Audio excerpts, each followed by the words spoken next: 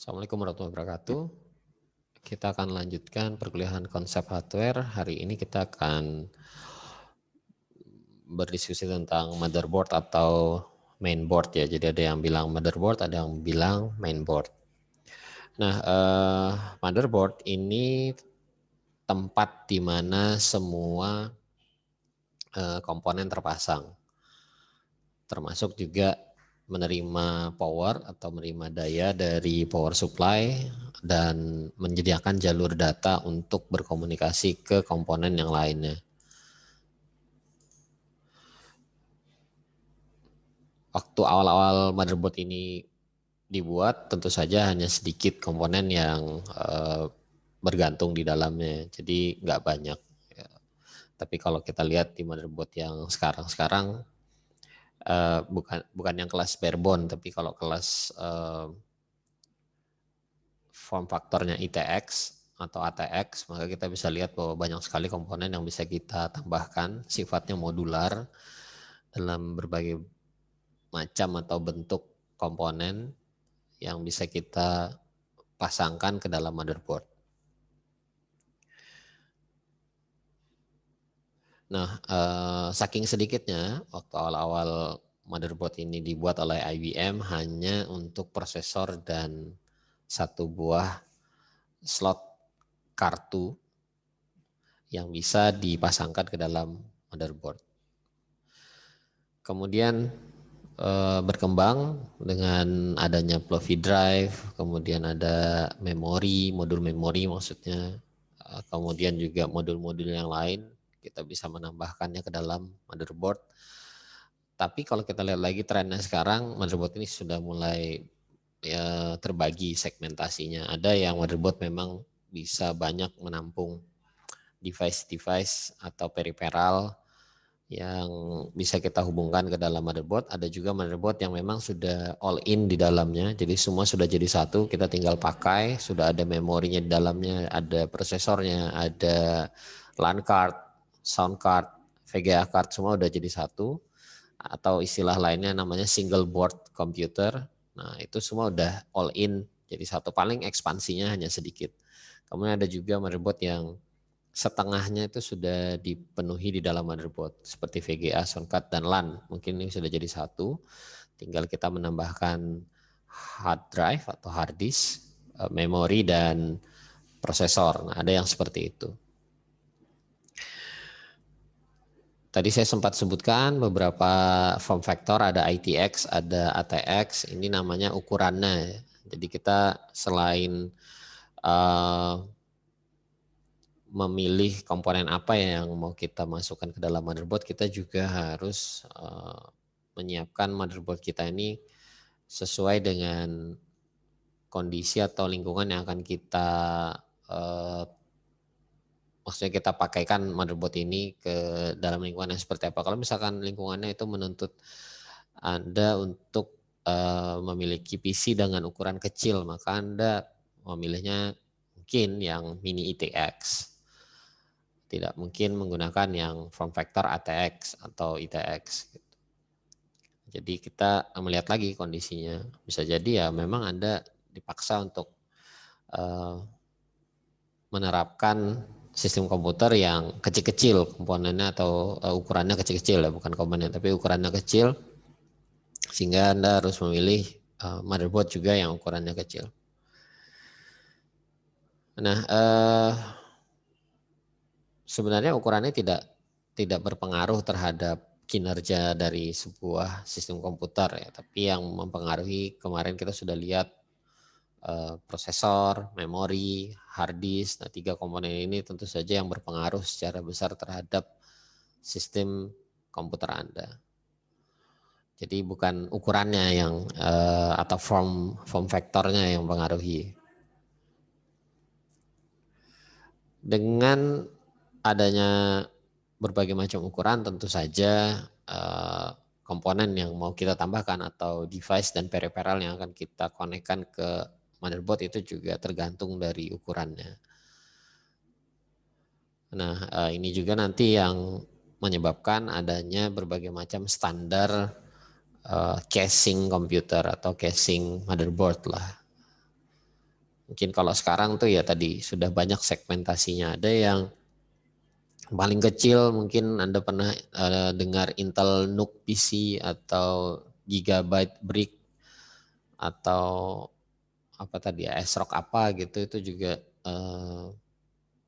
bentuk-bentuk komputer yang sudah sangat kecil sekali, seukuran, ada yang seukuran telapak tangan seperti Intel NUC PC itu, Intel NUC. Kemudian ada juga mungkin kalau Anda lihat Raspberry Pi itu golongannya single board computer, itu juga ukurannya cuma setelapak tangan, sehingga juga perlu casing yang juga khusus.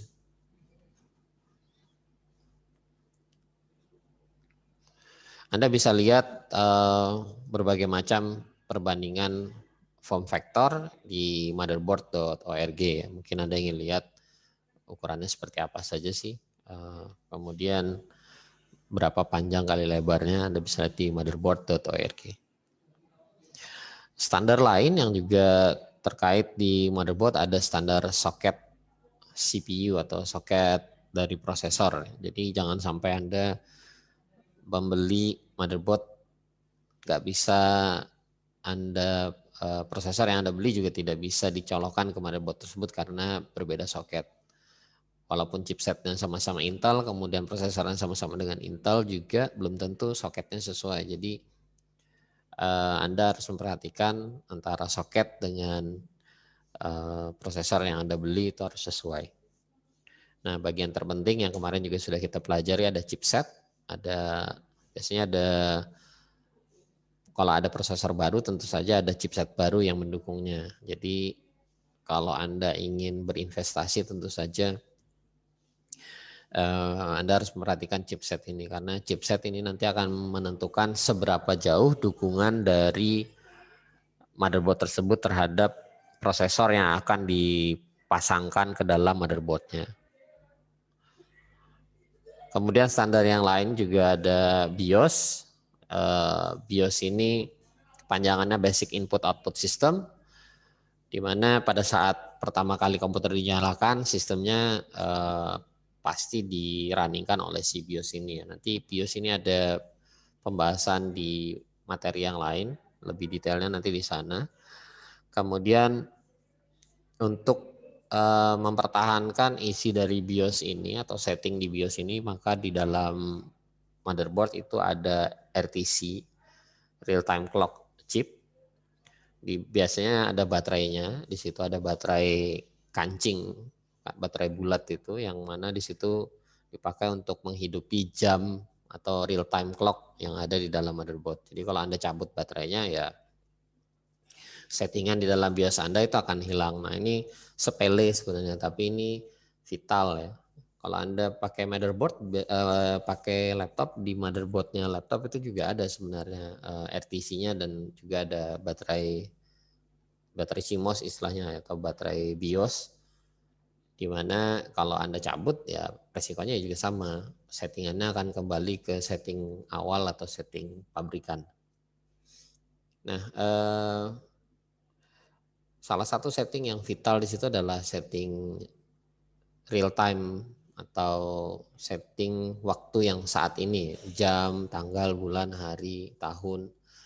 Ketika itu Anda lupa mengganti baterai ataupun baterainya tercabut, baik itu sengaja maupun tidak sengaja, biasanya beberapa sistem operasi itu nanti akan mengalami masalah ketika Anda masuk ke dalam sistem operasi tersebut. Apalagi yang memang sistem operasi yang basisnya real time. Jadi ini sepele sebenarnya, tapi ini bisa jadi disaster, bisa jadi bencana buat Anda. Walaupun itu cuman urusannya cuma harga ya semahal-mahalnya baterai kancing itu paling 20.000. Jadi jangan sampai masalah yang sepele ini terjadi, karena memang pada saat komputer dinyalakan maka yang pertama kali menjalankan sistemnya adalah BIOS ini. Nanti kita akan bahas di slide yang lain. Kemudian standar yang lain ada slot dan port. Biasanya slot ini mengacu ke PCB-nya motherboard, sedangkan port itu nanti ada semacam konektor atau kabel gitu yang mengarah ke motherboard. kemudian ada port yang akan kita taruh di depan maupun di belakang dari motherboard. Nah, slot-slot di motherboard ini dipakai untuk proses ekspansi. Anda mau nambahkan komponen-komponen PCI atau PCI Express atau mini PCI, termasuk juga slot memori. Kemudian kalau port, misalkan port SATA atau port USB dan yang lain-lain.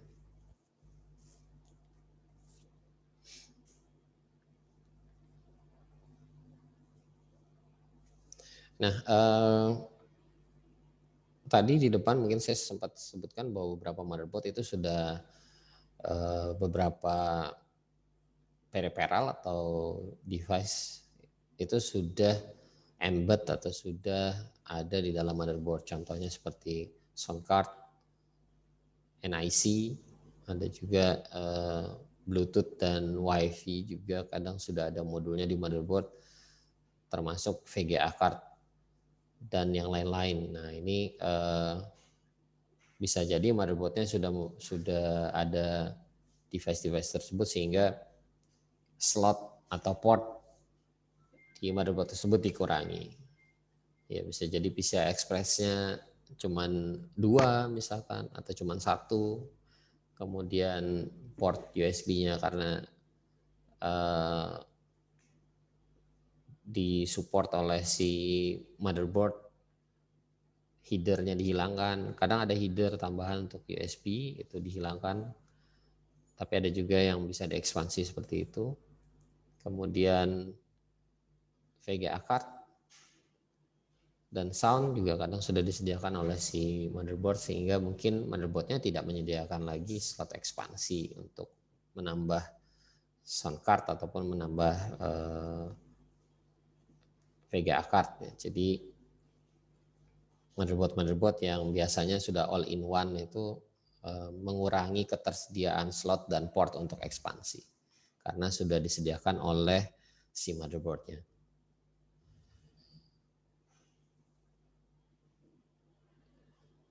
Nah, tadi kita sudah sempat juga membahas tentang soket dan CPU. Pastinya Anda juga berpikir bahwa CPU ini adalah komponen terpenting dan itu memang tidak salah karena memang selain CPU ini menentukan kinerja, CPU juga bisa jadi adalah komponen termahal pertama yang ada di dalam sebuah sistem komputer.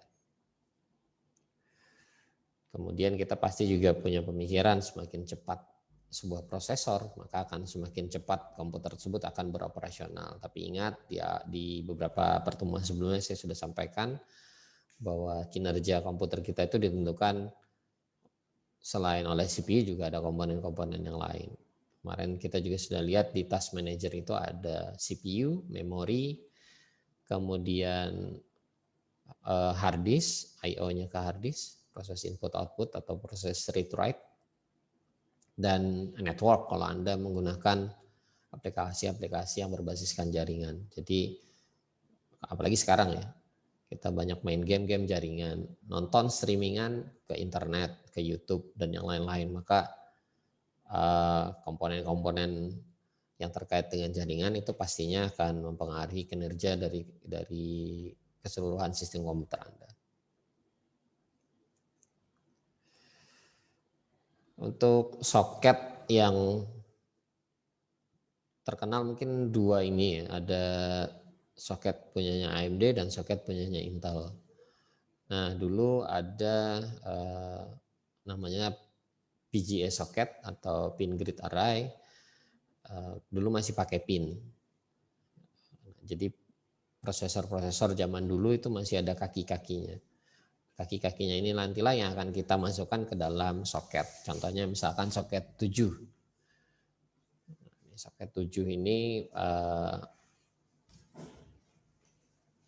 salah satu versi soket yang digunakan oleh prosesor-prosesor AMD kalau saya nggak salah sih yang pertama kali masuk ke soket 7 ini.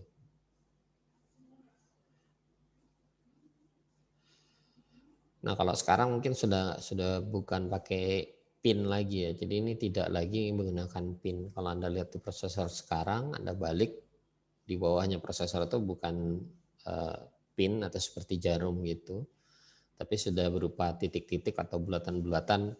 Pinnya dipindah sekarang. Pinnya ada di soketnya. Jadi yang bertindak seperti konektor atau seperti jarum itu nanti ada di soket di motherboardnya. Kenapa seperti itu? Karena dulu sering kejadian orang masang pin prosesor itu kalau nggak pas, itu kalau nggak bengkok biasanya patah, dan itu yang menyebabkan prosesor tidak bisa digunakan, atau bisa digunakan tapi karena salah satu pinnya patah akhirnya kinerjanya jadi buruk. Nah, belajar dari situ akhirnya para manufaktur prosesor dan motherboard ini memutuskan penggunaan pin untuk prosesor sudah tidak layak lagi, akhirnya diganti dengan pinnya dipindah ke motherboard, kemudian di prosesornya berupa titik-titik atau bulatan-bulatan yang menggantikan pin tadi. Ini beberapa jenis soket, Anda bisa buka juga di internet, banyak sekali. Sekarang AMD itu AM4 kalau saya nggak salah. Kalau Intel itu LGA atau apa gitu. Kemudian sudah serinya di sini 1000 sekian sudah.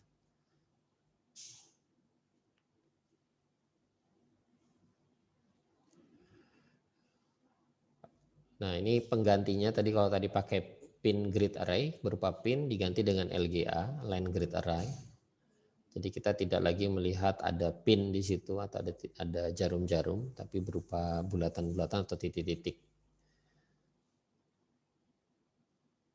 Oke, kemudian chipset kemarin juga sudah sempat kita bahas bahwa si chipset inilah yang mengatur atau mengelola seluruh komponen yang terattach atau terpasang ke dalam motherboard.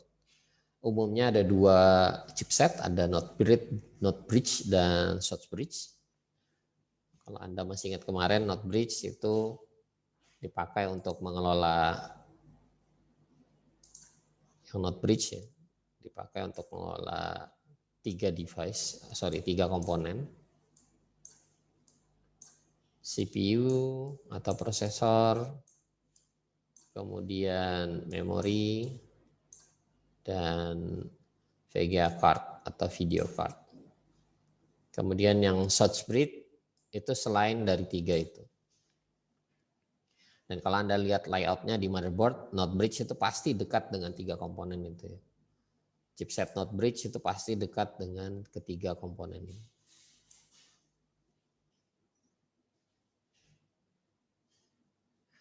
Kemudian not bridge ini akan terkonek langsung dengan prosesor melalui frontside bus. Jadi dia connect langsung ke frontside bus ya, si prosesor, sehingga speed not bridge ini akan sama dengan speednya prosesor. Jadi berapa tinggi clocknya di FSB itu ya itu juga yang akan berlaku di not bridge. Nah, kemudian not bridge tadi di slide sebelumnya kita tahu bahwa terkoneksi juga dengan memori, sehingga memori ini controllingnya atau manajemennya berada di bawah not bridge. Kemudian kalau ada video card, baik itu dalam bentuk AGP, PCI Express, atau ya slot sebelumnya mungkin PCI, slot sebelumnya lagi ada ISA dan VESA. Nah, itu semua diatur oleh si not bridge. Video cardnya ya. Kalau yang onboard gimana? Ya sama. Jadi kalau Anda punya motherboard yang sifatnya onboard, maka sama. Not bridge juga yang akan mengatur video card Anda. Termasuk juga kalau misalkan prosesor dan memorinya juga onboard ya, yang ngatur juga si not bridge. Kecuali kalau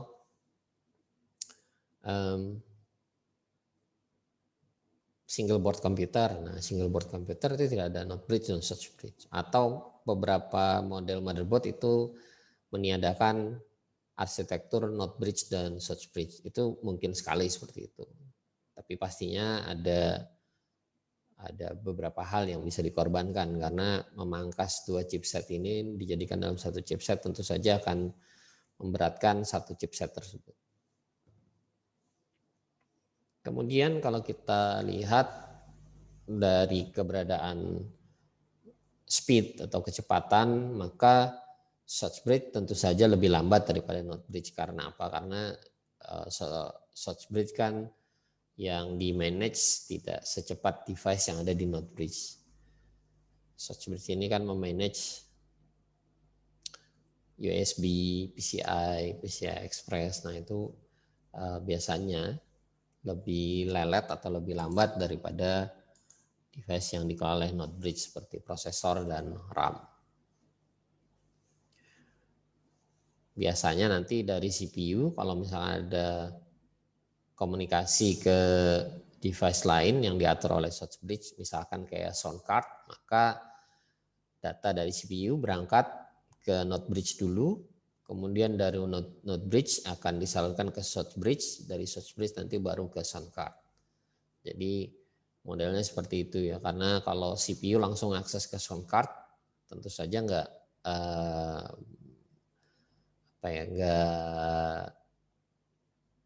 menurut CPU dia akan menunggu begitu lama gitu, karena sound card tentu saja lebih lambatnya lambat banget, nggak apa ya tidak level lah buat CPU yang clocknya setinggi itu. Jadi CPU akan ngasihkan ke Node Bridge, kemudian Node Bridge ngasihkan ke Source Bridge, baru Source Bridge ke sound card.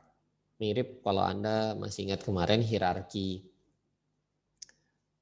speed dan size dari sistem penyimpanan di komputer. Kita masih ingat kemarin piramidanya, paling atas itu adalah CPU, kemudian turun ke bawahnya ada cache 1, 2, 3, dan baru ke memori. Nah itu kan kita bisa lihat jauh sekali dari CPU sampai dengan ke device yang ada di motherboard gitu. Dalam hierarki itu sangat jauh, sehingga dia memerlukan tempat penampungan pembantu atau sementara yang membantunya untuk tidak melakukan proses menunggu, sehingga eksekusi task atau eksekusi perintah di CPU ini bisa lebih cepat lagi akselerasinya. Ya, itu dibantu nanti sama Node Bridge dan sama Source Bridge. Nah, Source Bridge ini juga memiliki bus juga ya. Jadi bukan hanya Node Bridge. Jadi ada bus dari Source Bridge, baik itu ke PCI Express, ke USB, ke IDE, atau ke SATA kalau Anda punya hard disk SATA atau CD-RW atau DVD-RW SATA, maka si Source Bridge lah yang mengelola itu melalui koneksi dari bus-bus ke arah device-device atau peripheral tersebut.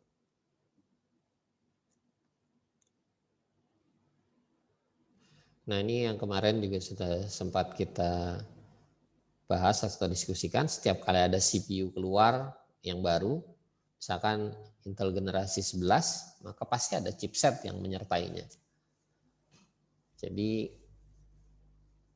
lihat-lihat kalau mau nge-build sebuah CPU, Anda harus perhatikan bahwa investasi utamanya justru berada di motherboardnya.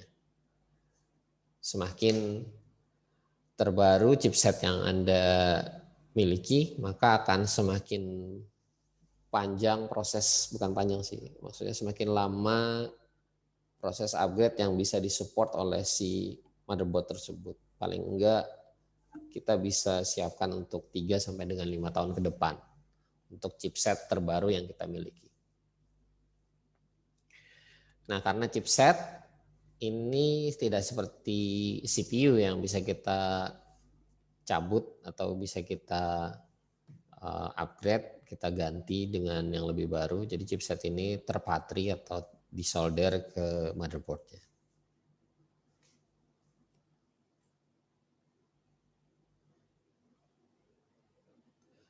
Tadi saya sudah sebutkan beberapa hal tentang bus. Jadi bus ini sebenarnya cuma jalur, istilah lainnya jalur yang menghubungkan antar komponen di motherboard.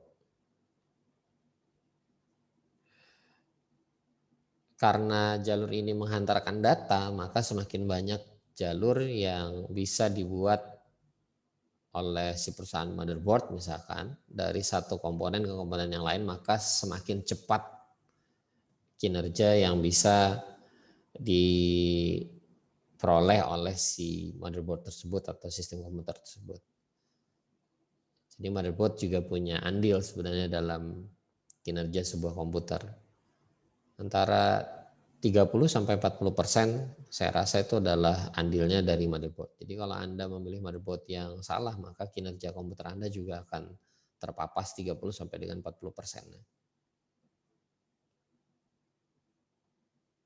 Ukuran kecepatan di bus ini diukur dengan satuan megahertz. Jadi seberapa banyak data yang bisa dilewatkan oleh si bus ini secara simultan atau secara bersamaan, maka ini diukur dengan speed dalam satuan megahertz di bus-bus yang ada di motherboard. Nah, biasanya ukurannya adalah frontside bus. Jadi frontside bus tadi sudah kita lihat yang menghubungkan antara prosesor dengan node bridge. Jadi kalau frontside busnya itu semakin tinggi, maka kinerja komputer itu biasanya juga akan semakin tinggi. FSB ini bisa berkisar dari 66 MHz sampai dengan 800, mungkin sekarang lebih tinggi lagi ya, sudah mungkin di atas 1000 kali.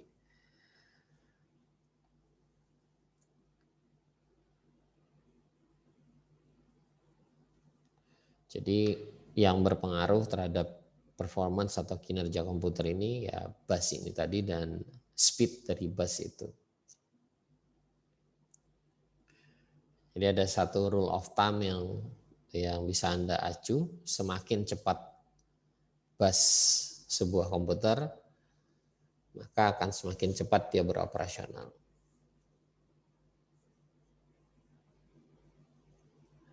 Sehingga Anda kalau memilih prosesor dan chipset, maka Anda harus memperhatikan FSB-nya, FSB dari prosesor dan chipset.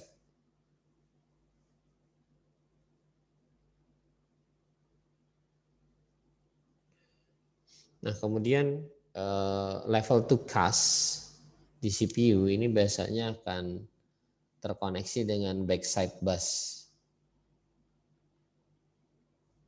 Jadi kalau di prosesornya punya level 2, bahkan prosesor-prosesor sekarang bukan hanya level 2 cache ya, tapi juga punya level 3 cache. Jadi cache-nya sudah sampai 3 lapis.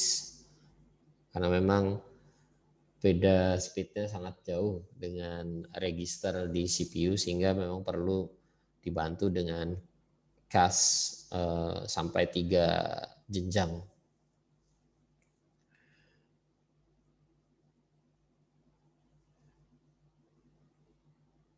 Nah, kadang juga level 2 cache ini disebut juga dengan external cache, walaupun dia letaknya ada di dalam CPU, tapi level 2 cache ini untuk membantu proses input output ke arah device-device yang biasanya di luar dari CPU atau dari memori. Ya, mungkin ke arah NIC atau ke arah sound card dan yang lain-lain, sehingga kalau kita gunakan level 2 cache ini tentu saja untuk membantu device yang jauh lebih lelet, jauh lebih lambat daripada device-device lainnya, misalkan kayak memori ataupun VGA.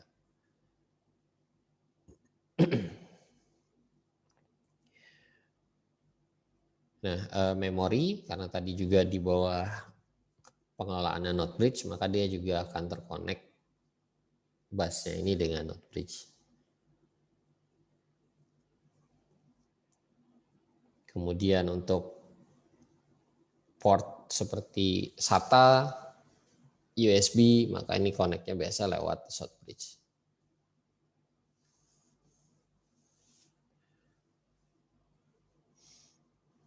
Untuk AGP, PCI, dan PCI Express, kalau dia menangani video card, maka dia akan connect-nya lewat not bridge. Tapi kalau misalkan connect-nya buat di luar dari video card, maka biasanya dia akan connect dengan menggunakan short bridge.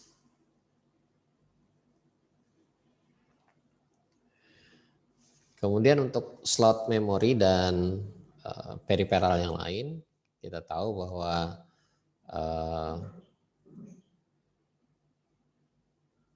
chipset dan bus ini mengontrol secepat apa komunikasi yang bisa terjadi antar komponen di dalam sebuah komputer. Nah, untuk RAM atau kecepatan dari RAM ini akan mengatur seberapa cepat komputer dapat mengakses instruksi dan data yang ada di dalam RAM tersebut. Nah, tentu saja RAM ini punya andil yang cukup signifikan ya, terhadap kinerja dari sistem komputer. Kemarin juga sudah sempat saya perlihatkan di Task Manager, itu kan selain CPU juga ada penggunaan memori, di mana kalau misalkan memorinya kepenuhan atau memorinya lelet, maka kinerja komputer Anda juga akan lelet walaupun Anda memiliki prosesor yang terbaru. Sehingga prosesor itu punya, RAM itu punya andil antara samalah 30 sampai dengan 40% dari kinerja keseluruhan sistem komputer Anda. Nah, kalau Anda punya prosesor yang cepat tapi RAM-nya lambat, maka ya kinerja Anda nggak akan bisa baik ya. Makanya di sini disebutkan is going nowhere, nggak akan kemana-mana itu sistem yang berjalan, maksudnya nggak bisa berlari. Kemudian jumlah memori itu juga penting. Jadi bukan hanya kecepatan dari memori, tapi jumlah memori yang ada di dalam sistem komputer Anda. Anda harus punya jumlah memori yang cukup untuk mengangkat aplikasi-aplikasi ataupun pekerjaan-pekerjaan yang cukup berat yang dilakukan oleh sistem komputer Anda.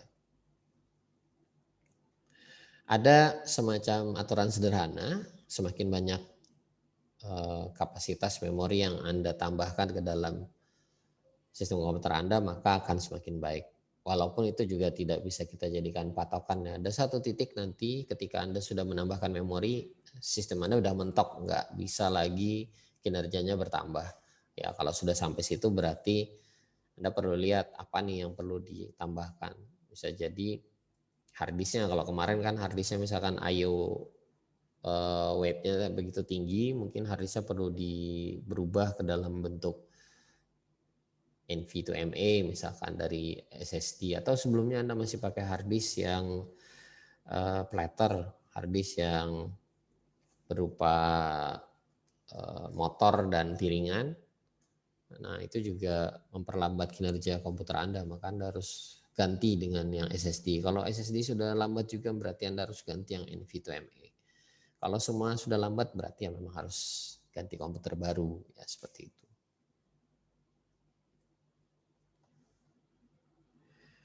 Kemudian memori-memori yang sekarang kebanyakan sudah sifatnya DDR atau dual data rate, sehingga proses transmisi datanya 2 kali lebih cepat per cycle-nya atau tiap kali dalam proses transmisi data, sehingga kinerja dari komputer Anda cukup terbantu dengan fitur ini.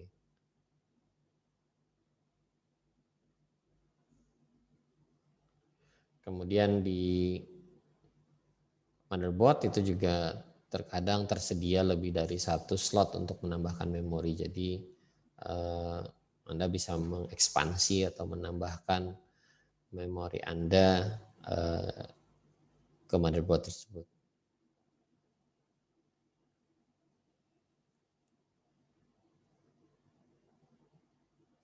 Kemudian juga di motherboard ini menggunakan dual bus. Jadi jalurnya dibuat dua ke arah memori, sehingga ini juga akan membuat kecepatan baca tulis ke memori juga jauh lebih cepat.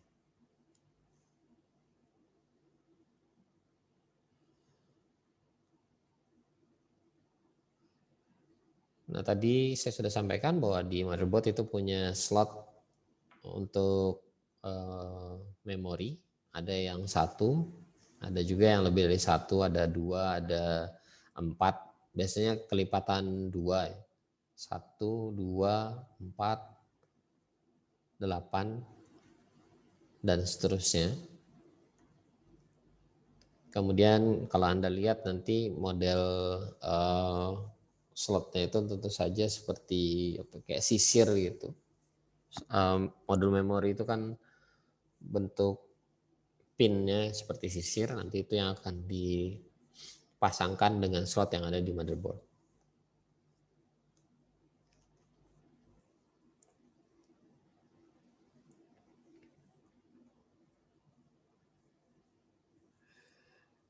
Feature lain yang ada di dalam motherboard itu juga ada peripheral seperti NIC atau LAN card, kemudian video card yang onboard, kemudian sound card, bahkan beberapa motherboard walaupun itu bukan motherboard buat server sudah disertai dengan RAID controllers untuk mengatur hard disk Anda mau di RAID atau tidak ya. Jadi motherboard sekarang tuh udah kaya sekali dengan berbagai macam fitur, tinggal ketersediaan dananya Anda saja ataupun mau dibuat apa motherboard tersebut arahnya gitu. Jadi kita bisa mengcustom atau bisa membuat sebuah sistem komputer sesuai dengan kebutuhan kita.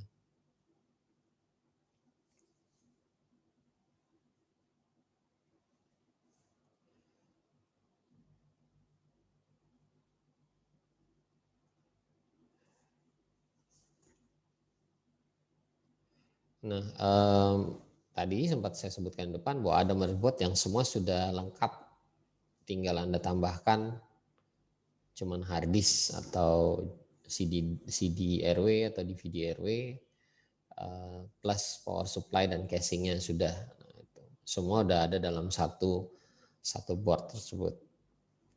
Ada juga yang Anda harus menambahkan prosesor, memori, kemudian hard disk, ada juga yang seperti itu. Nah, biasanya untuk gamer atau untuk orang-orang yang bekerja dengan menggunakan CAD atau Computer Aided Design, misalkan Anda pakai AutoCAD, Anda pakai CorelDRAW atau pakai Photoshop, maka kebanyakan komputer-komputer yang seperti ini akan menambahkan video card tersendiri yang bisa membantu kinerja komputer dalam menyelesaikan task yang terkait dengan grafik. Oke, mungkin itu untuk motherboard. Jika Anda ada pertanyaan, bisa Anda sampaikan lewat grup di WA ataupun mau Anda tanya langsung ke WA saya juga silahkan. Oke, saya akhiri. Assalamualaikum warahmatullahi wabarakatuh.